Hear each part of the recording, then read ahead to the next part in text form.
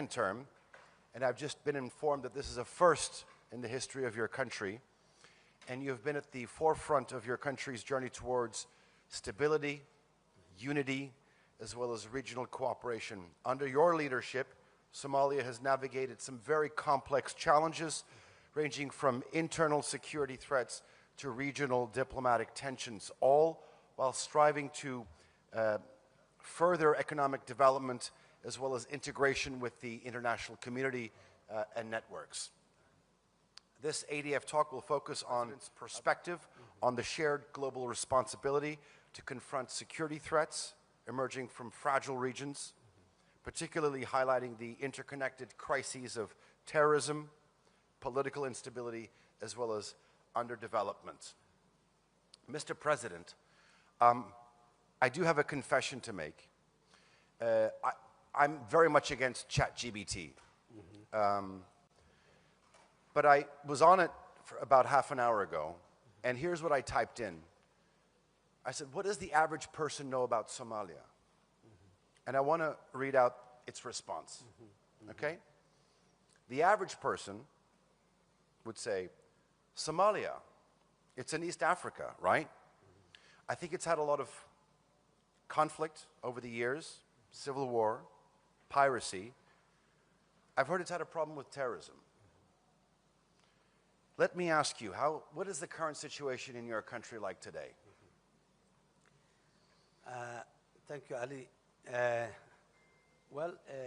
ChatGPT is artificial intelligence which gathers a lot of information from the public domain. Maybe if you could speak into the mic, yeah. Yeah, from the, of course, public domain. And some of the issues that you said is absolutely right. We do not deny that Somalia has been in a very difficult situation for decades now. In 1990, the Somali state collapsed, and then we've been in 10 years of civil war, and then 12 years of successive transitional governments, one after the other, as a characteristic of post-conflict environment. And then in the last 12 years plus, we have a permanent government that has been working in the government, in the country, and the world has recognized it. Somalia has just went through difficult times, but now emerging from a collapsed state, failed state, into a fragile state. Fragility is another problem that has many developing countries are suffering. So Somalia today, you can say, not anymore failed state or collapsed, but it is a fragile in terms of economy, in terms of still our political institutions are not enough grown up yet.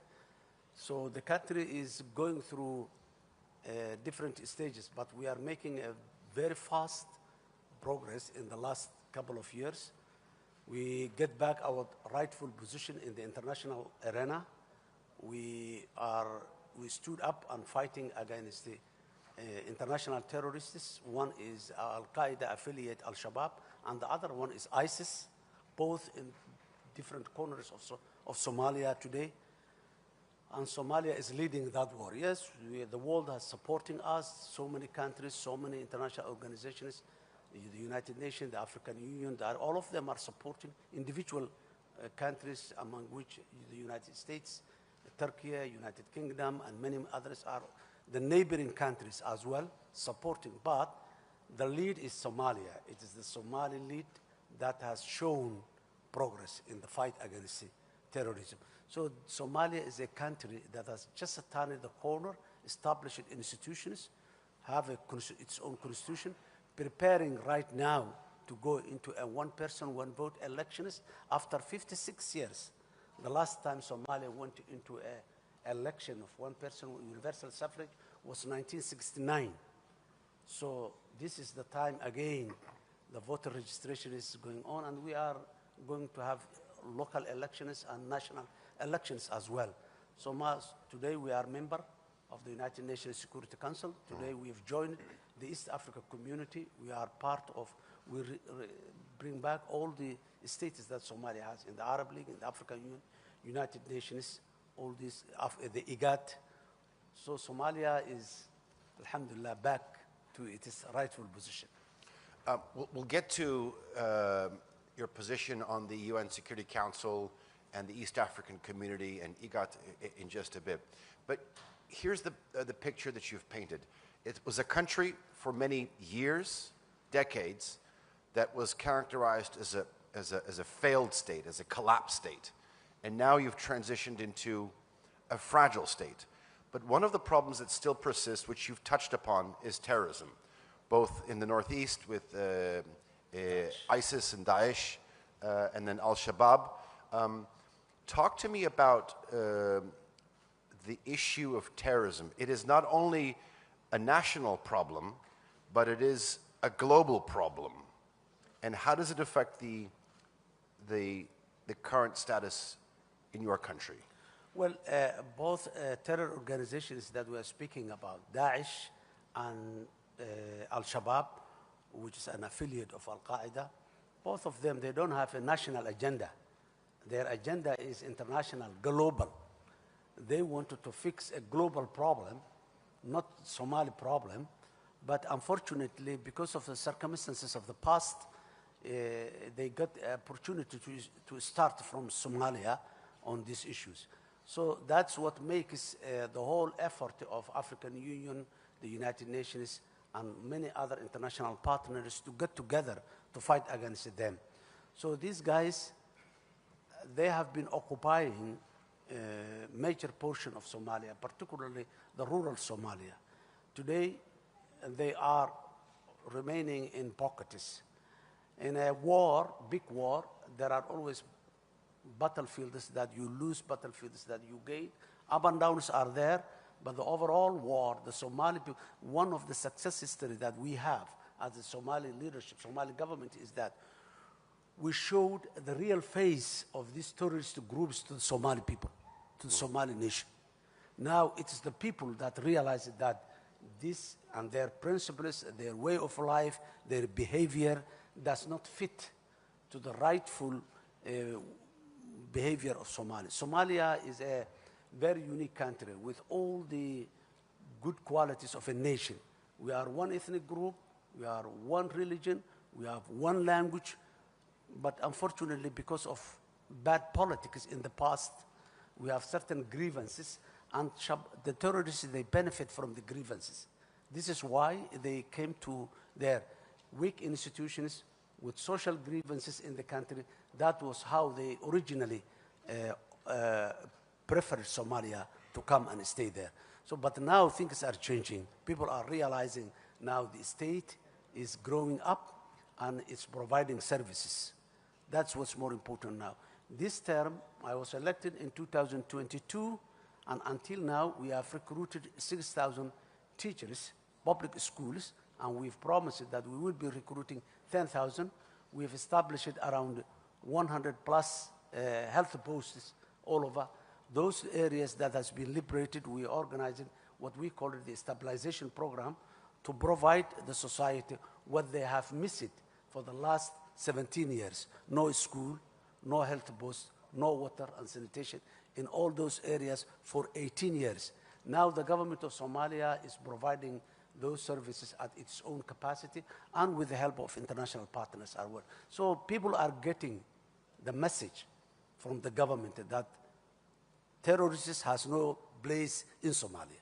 That's what today we have. And I have taken the connotation that these terrorists, they are a fish swimming in the bone of water. If the water is drained from the bone, the fish cannot survive. That's the terrorists in Somalia today. Thank you. When you analyze this predicament, I mean, many would argue that for there to be development, first you need to have security. Mm-hmm. But I think Somalia is a unique example in the sense that, on the one hand, you have a balanced counterterrorism effort. You're also building state institutions, mm-hmm. and you're also building an inclusive economy. Mm-hmm. How do you do that? Well, first of all, the Somali state has opted that a private-driven economic model.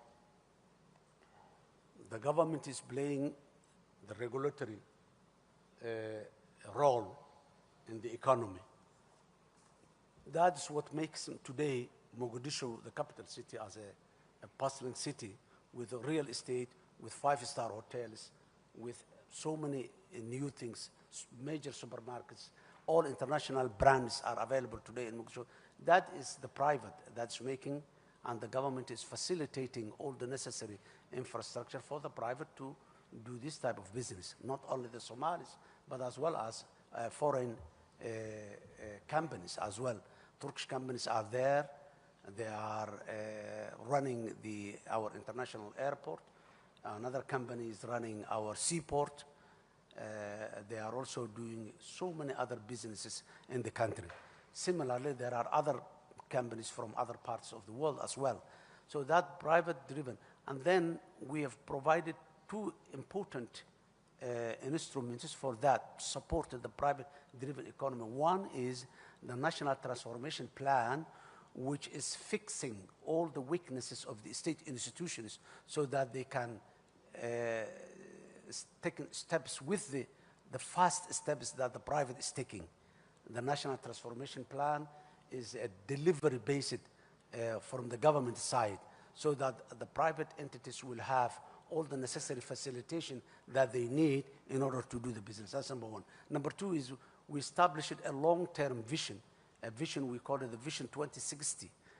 It's a centennial vision. Somalia has become an independent state in 1960, and in 2060 is a centennial stage, that 100 years of how Somalia will look like 2060. That's the picture that we portrayed to the private people, and we showed them this is the future, and this is the regulations and the tools and the instruments that helps you to make that type of investment so that you can be in that position.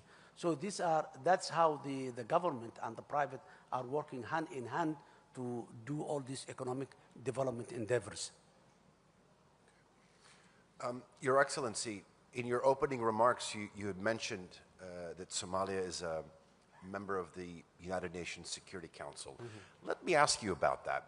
Do you feel that you have an extra responsibility as a flag bearer in terms of portraying a message mm-hmm. on behalf of other mm-hmm. developing countries or countries that are in a fragile situation? Mm-hmm. Yes, absolutely. You're right. You said rightly. As I said earlier, we have been in a very, very difficult situation for a long time. 3 decades is not a very short period. We believe that morally we represent those nations and peoples throughout the world that has went through that suffering or are still in that difficult situation. So we wanted to be a voice for all those who have difficulties within them and who needs help, international help, or those who has been created by other forces, circumstances that take them to that level so that the United Nations Security Council can take those burdens away from those nations. So you are absolutely right, Ali. We feel that we have that moral obligation to represent those people who are suffering in different corners of Somalia, in different corners of the globe, whether it's under development, whether it's security, whether it is any other exploitation that is taking place, and have a very limited voice, as we used to be decades ago. We need to be a voice for that people. Let me ask you the flip side to that question. Mm-hmm. How do regional actors and global powers help countries like Somalia, who are in fragile situations during these times that present some challenges? Well, Ali, the world used to be a world of ideology, world of principles. In 21st century, the world is becoming a world of interests. And every country and every nation has some interest in it. But the question is, many of us, the least developed countries, we cannot articulate or we cannot sell the interests that are there in our country, number one, or we cannot establish the necessary instruments that facilitate people to come and seek after these interests. So that's the challenge that many of the facing. So Somalia is trying to, of course, address those global powers or regional powers or neighbors, whatever, who got an interest in Somalia, to negotiate with them in a way that benefits both of us, mutual interest. Sometimes when it comes to interest, the problem some of the interest has is the interestee, the one who has the interest, would like to get the more. And the powerful one, the powerful partners always would like to take more than the less. So these are the challenges there, but today there is a possibility that it's all about, again, the state institution. Somalia has been there for thousands of years. Interests were there. Resources are there. Strategic locations are there. But the world has not focused to Somalia as they are focusing today because of the state institutions, the leadership that presents what benefits the world can have Somalia. We cannot be only a recipient of aid. We should not be permanently for the recipient. Now, we are trying to portray that the world can benefit from Somalia. For example, the African Union. First of all, this 21st century, we call it the century of Africa. It's all about Africa, whether it's human resources, whether it's natural resources, whether it's market, all. So African Union has two important initiatives. One is, it's called Agenda 2063, which is a centennial agenda. African Union was established in 1963, so 2063 is a centennial agenda, which is a developmental agenda, very clear. That's number one. Then to make sure that that continental agenda is achieved, Africa has established the African Continental Free Trade Area, whereby business and economic interest is that. Somalia, being on the most eastern tip of the African continent and having more than 3,300 kilometers of coastline in the Indian Ocean, the Gulf of Aden, the Red Sea, we have a very strategic location that can be a gateway for Africa. So a lot of opportunities are there in Somalia to be a continental logistics hub. And it's one of the initiatives that we are selling, which a lot of people are standing for it now. So opportunities are always there, but it all depends on how can you present those opportunities and how can you negotiate those opportunities. When a country is burdened by massive debt, it's very difficult for them to do anything, and it often leads to over-exploitation. There's a huge amount of debt relief on your country, in excess of $2 billion. $5 billion, yeah. Do you feel that the international community is finally seeing the potential of Somalia to grant this debt relief so it can finally go into mutually beneficial partnerships? Yes, two important aspects again here is that the international community has realized that there is a state institutions that can take the full responsibility of utilizing the local resources in a beneficial way to the public. That's the Somali state. And then the level of commitment, we went through a very serious transformation in our public finance management, in our economic regulations and all this. All those were what has convinced the international partners that Somalia is moving forward with a progressive thinking and mindset. So we did all the necessary reforms, whether it's the fiscal, whether it's the federalism way of doing things, and and after more than a decade of going on with the IMF, the World Bank, the other international financing institutions, that a conclusion has been reached that Somalia is potential, so that debt is an obstacle to the progress of Somalia. So the debt has been cancelled and removed from Somalia. More than a year, almost a year, more than a year now, we are without any debt, but we didn't take any loan for that time, because we make a decision in our government that we will never take a loan unless we are sure that the loan we are taking will pay back by itself, or if the loan is for public service and public utility, that the government has other sources that we don't want loans to be accumulated again, and in a very short period of time, again, we go to the world and ask for debt relief. That's what has happened in many other countries. Based on that experience, Somalia, we are avoiding so far to take a loan unless we make sure that the country is secure enough, that the production sector and the economic sector is moving very fast, that we can pay back the loans that we are taking. So it depends again on the strength and the potentiality of the public institutions of any country to make sure that no more debts will be. Debt has been relieved to give Somalia an opportunity to move forward. Otherwise, we would have never moved anywhere. And we would have never attracted any investment if that debt is there hanging over us. But now we are attracting a lot of investment, a lot of interested people. I want to talk about the fairly recent signing of the Ankara Declaration. Mm-hmm. Obviously, this marked a significant step forward in relations between Somalia and Ethiopia over the Somaliland port deal. I want to get firsthand some key factors that went into this, and in terms of how you envision future relations between Somalia and Ethiopia.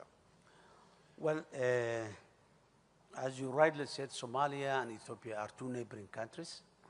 We have close to 2,000 kilometers of border, and we have a lot of commonalities. We have common people, we have common culture, we have, in some aspect, we have common language in some level. And we have a very long history of 700 years. This history was not a good one. It was a very violent history. The crusade, the jihad, and all types of things. And that history has ended in 1990 when both the Somali state and the Ethiopian state collapsed after all these long wars and all this.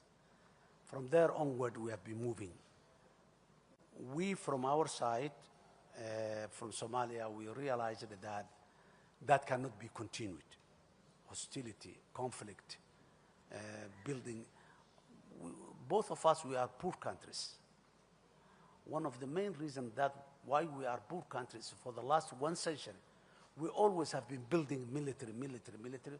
All our revenues, all our income was focused on building a huge military. Somalia has built one of the strongest army in the African continent in the 1960s, 70s, and 80s. Ethiopia did the same. And that build up of the military was the main reason why the states collapsed later on. Revolution after revolution, coup d'etat after coup d'etat, at the end, the states collapsed. So we're working together. Misunderstandings comes up here and there when neighbors are there, but now the Ankara Declaration has opened a new door for the future of our two countries. After the Ankara Declaration, I visited Addis Ababa and have a very good discussion with the leadership there. And then after that, the Prime Minister of Ethiopia has visited Mogadishu as well, have a very good discussion and dialogue. And then after that, even there is a lot of exchange of important and very VIP individuals on teams on both sides. And we are very much hopeful that the Ankara Declaration will be the opening door for a better future. But the discussions are still going on. We have another meeting after that here in Turkey, and we are going to have soon another one. So discussions we are going on, and what we want is that we don't have, from our side, Somalia, we don't have the leisure of conflict anymore. We don't want to conflict with our neighbors. And we have a motto that Somalia in peace with itself and in peace with the world. So we wanted to live a peaceful relationship with our neighbors and with the world in general. Sounds very similar to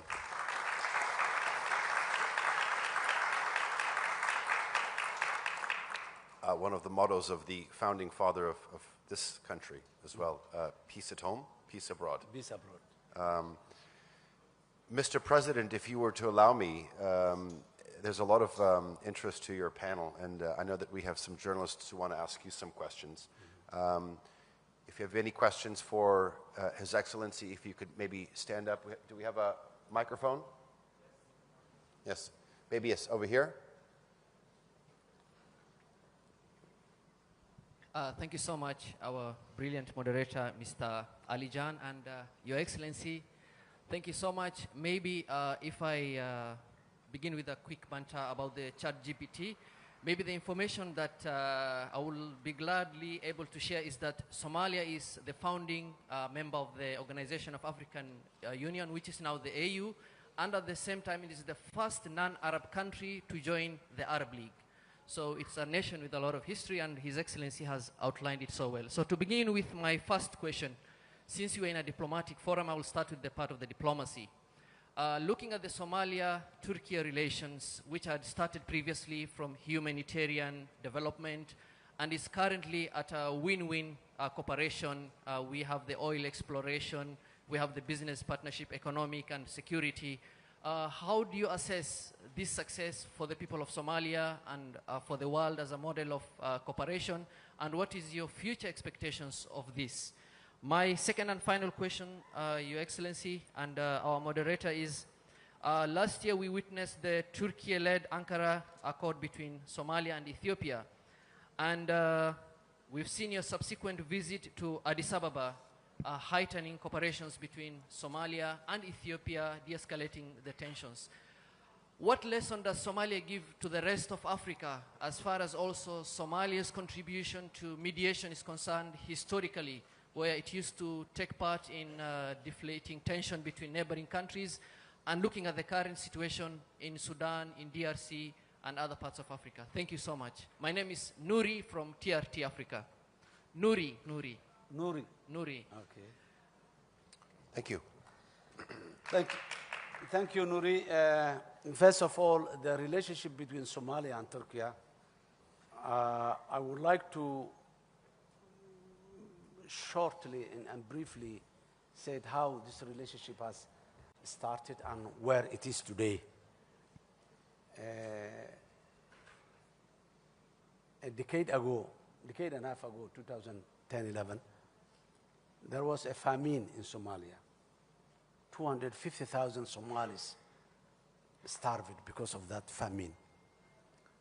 And the security was a problem, as always. And many of the international humanitarian agencies, they left Somalia, claiming that Somalia is not secure enough to deliver. That was the time when President Erdogan, who was the Prime Minister of Turkey at that time, visited Somalia, not only as a leader, to prove that Somalia can be accessed in terms of humanitarian. He brought there in Mogadishu his family and most of his cabinet. They were there. They visited the IDP camps. They visited all the streets of Mogadishu. President Erdogan, he got off his car and sit with the kids that are playing beside the road and asked them a lot of questions about their life. From there, it was unbelievable to anybody that such a prominent international leader goes to Mogadishu with his family and stays there in IDP camps without any significant visible protection or security or anything, that was a game changer. Because of that visit, everybody came back, and lives were saved from there.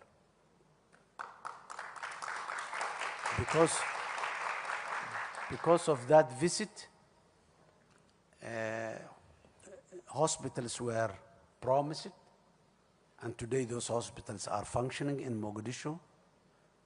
Because of that visit, a city, Mogadishu, with a population of that time more than 2 million people, now more than 3 million people, garbage was everywhere, and the Turkish people, not only they sent that, but Turkish boys, they came there and cleaned the city with all the necessary heavy machinery. Istanbul municipality was taking that role, and they cleaned the city even, helping us to clean the city, providing us all the necessary machinery to clean and remove the garbage of 20 plus years. So that has taken the world focus back to Somalia. Now, again, of course, since then Somalia has been progressing, and Somalia has a lot of Turkish companies come and invested. We have a new international airport terminal. We have a lot of new facilities for the seaport, where the services have been increased 3-4 times in many places. Now again, Somalia's problem is not famine today. Somalia's problem is the terrorists. Again, Turkey has provided training. Of course, the United States, the EU, the African Union, many other has been provided training our security forces and equipping them.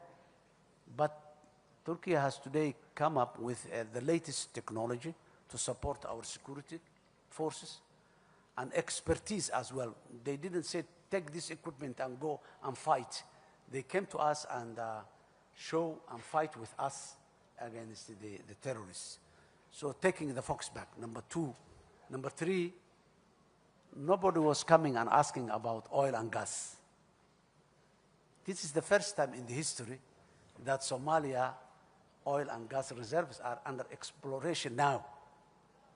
Seismic service going up in the offshore, you have seen it. On the onshore, again, we signed another agreement.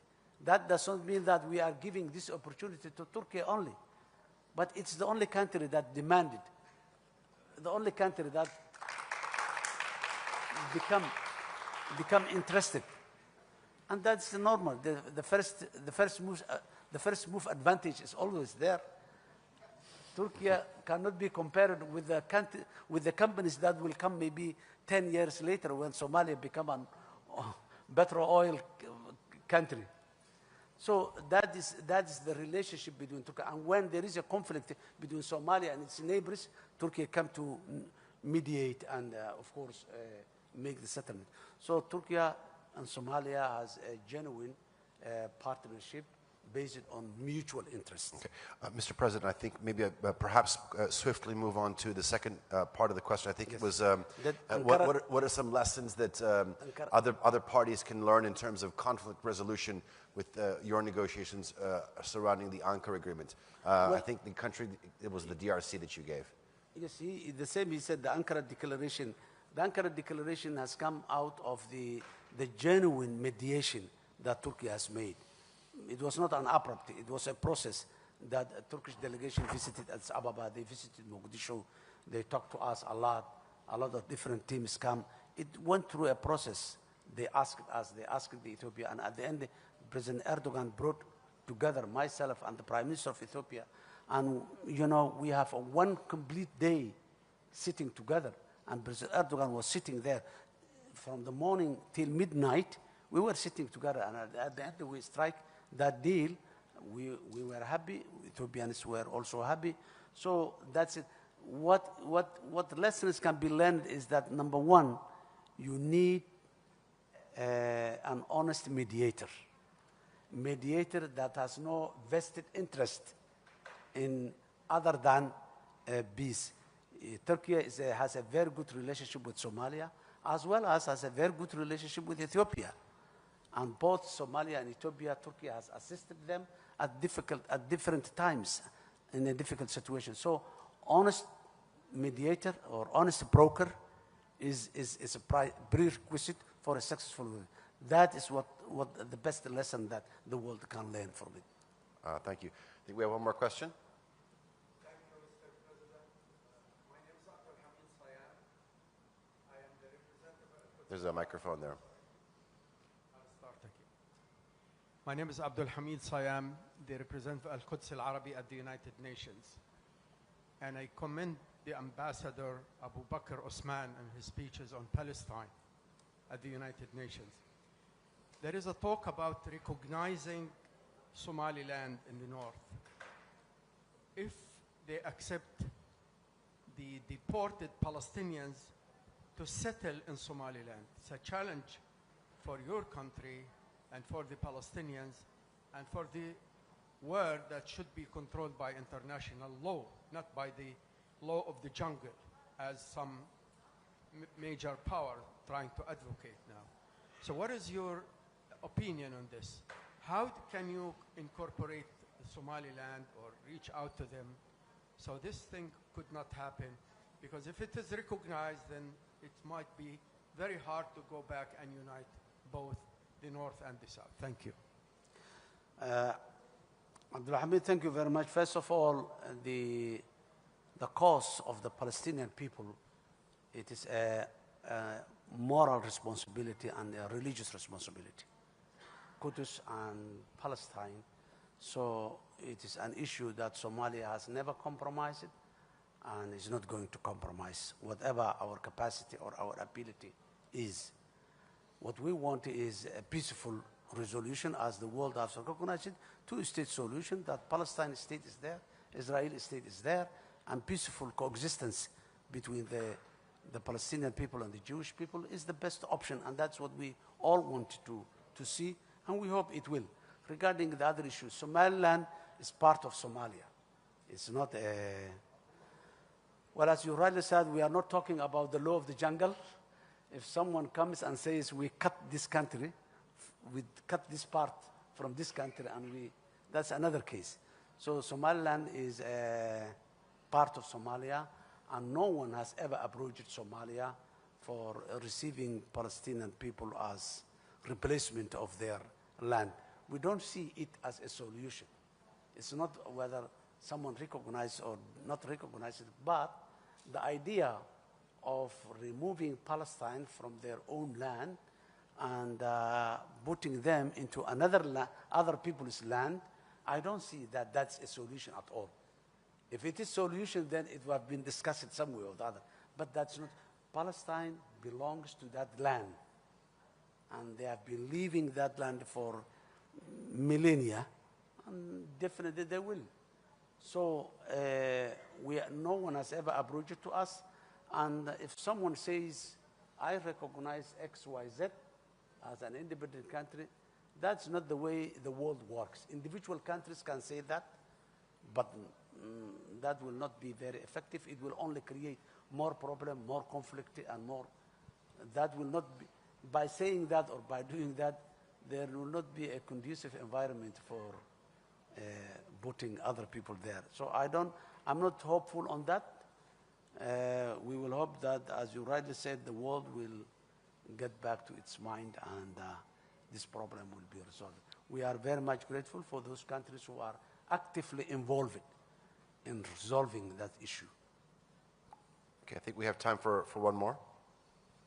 Assalamu alaikum, Mr. President. Very welcome to Turkey again. My name is Tunç Demirtaş from SETA Foundation. Under your presidency, the Somali Prime Minister Hamza Barre is in Lasanot, SSC Hatuma today. This is the historical visit because there was a conflict in that area a couple of months, a year ago. What do you think about the historical visit? Thank you. Well, we're sorry for what has happened in that part of Somalia, and local conflicts always emerged, but Somalia, the federal government of Somalia was not part of that conflict, and we are not going to be part of that local conflict. And one of the main reasons that the Prime Minister went there is to resolve those conflicts. The Prime Minister is not there to create more conflict, as some of the social media people are saying. The Prime Minister is there to solve, because that conflict is dormant, it's not resolved. It's not resolved yet. There are prisoners or detainees in both sides. So there are still conflicts that has not been peacefully resolved. So the Prime Minister is there to create a conducive environment where negotiations can take place, because there are certain obstacles for the genuine negotiations to take place, and Prime Minister is visiting there to remove some of those obstacles so that the two parties, the two groups can sit together, can negotiate and reconcile peacefully. Mr. President, thank you very much for sharing your insights as well as your perspectives. I think your leadership during these testing times, these transformative times, is crucial, not only in terms of transforming your country, but also the Horn of Africa. Ladies and gentlemen, please join me in showing our appreciation to His Excellency's commitment to dialogue and cooperation. Thank you for your presence here at the Antalya Diplomacy Forum. Thank you. Thank you.